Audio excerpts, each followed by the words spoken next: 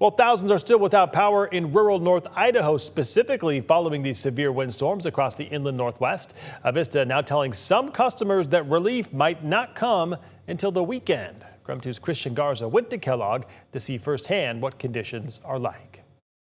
Residents here in Kellogg and in the surrounding area had to go a night without power. And while some woke up with electricity this morning, there are still some residents across North Idaho that are going to have to deal with life without electricity for the next few days.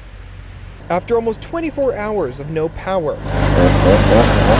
North Idaho residents are now in recovery mode following the severe windstorm across the inland Northwest. Well, it's really nerve-wracking when power goes out, obviously. Some businesses are open, like Radio Brewing in Kellogg. I have a blonde, I've got a Mexican lager. Which Megan Erickson says is a sigh of relief, a complete 180 from how she felt when the power went out initially. We're far away from a lot of resources, so that makes it harder to get gas and get power and get groceries and stuff like that. But some businesses remain closed until power comes back on. Wesley Hedrick, a miner, says he basically has the rest of the week off. It was a pretty crazy drive home. There was about 6 or 7 trees that I saw that went down over the freeway from Mullen back here. Miners like Hedrick in the Silver Valley joined the almost 2,000 people waiting until this weekend to get their power back on. We are trying very hard to get every last customer back on. Paul Good, the electric director of operations with Avista, says 350 crews are working 24/7 to bring the power back on across the region.